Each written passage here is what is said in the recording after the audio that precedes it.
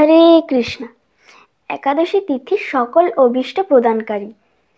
এই ব্রত পালন করার ফলে সমস্ত পাপ বিনষ্ট হয় এবং সর্ব সৌভাগ্যের উদয় হয়।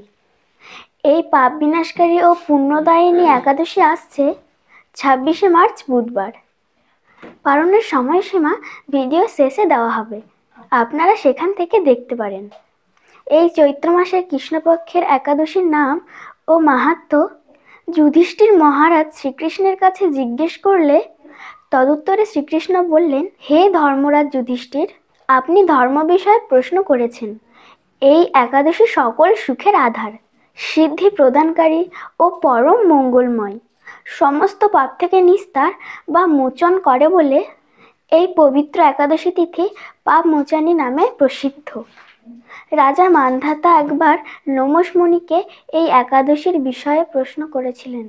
তার বর্ণিত সেই বিচিত্র উপাখ্যানটি আপনার কাছে বর্ণিত করছি, আপনি মনোযোগ দিয়ে তা শ্রবণ করুন।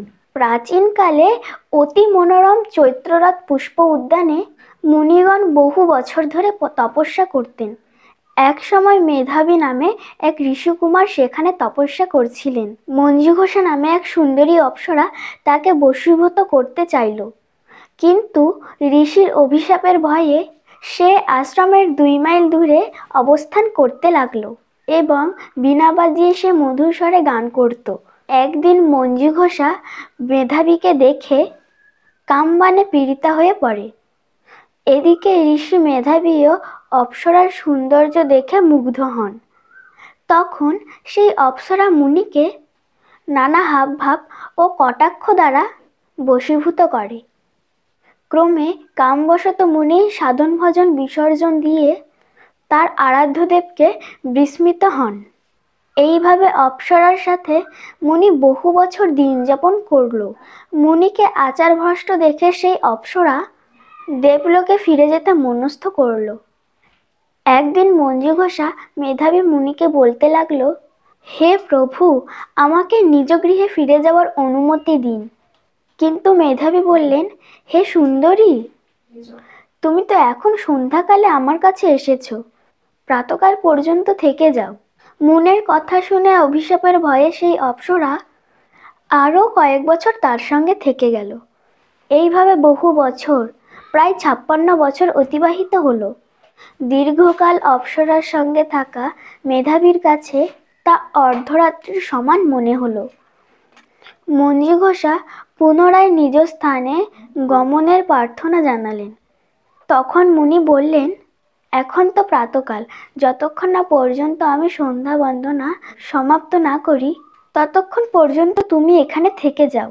মুনির কথা শুনে ঈষৎ হেসে মঞ্জুঘোষা তাকে বলল, হে মুনিবর, আপনার কাছে আমি এসেছি কত বছর অতিক্রান্ত হয়েছে তা একবার বিচার করে দেখুন। তার কথা শুনে মুনি স্থির হয়ে চিন্তা করে দেখলেন তার 56 বছর অতিবাহিত হয়ে গেছে।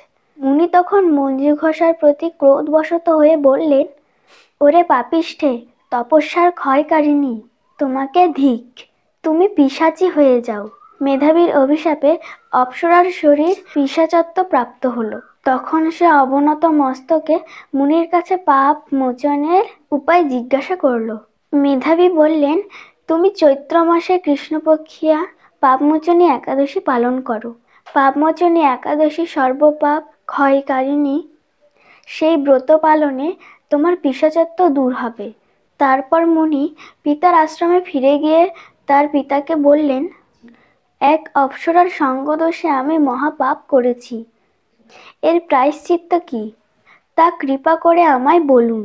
উত্তরে চব্বন মুনি বললেন, চৈত্র মাসে কৃষ্ণপক্ষের পাপমোচনী একাদশী ব্রত প্রভাবে তোমার পাপ দূর হবে। পিতার উপদেশ শুনে মেধাবী সেই ব্রত ভক্তি ভরে পালন করল। তার সমস্ত পাপ দূর হয়ে গেল। তারপর তিনি তার পুনরায় তপস্যার ফল লাভ করলেন। মঞ্জুঘোষাও ওই ব্রত পালনের ফলে পিশাচত্ব থেকে মুক্ত হয়ে দিব্য দেহে স্বর্গে গমন করল। তারপর শ্রীকৃষ্ণ বললেন, হে মহারাজ, যারা এই পাপমোচনী একাদশী পালন করে তাদের পূর্বকৃত সমস্ত পাপই ক্ষয় হয়। এই ব্রত কথা পাঠ ও শ্রবণে সহস্র গোদানের ফল লাভ হয়ে থাকে।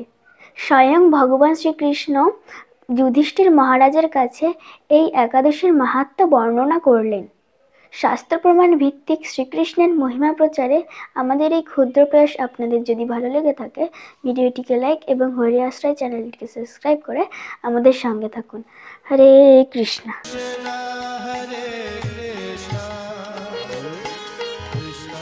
Krishna Hare Hare,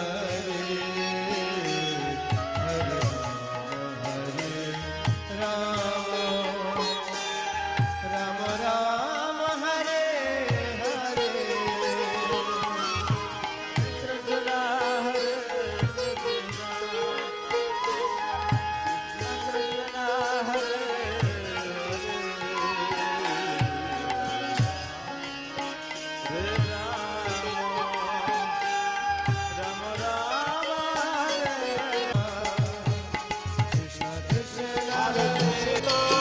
Hare Krishna, Krishna Krishna, Hare Hare.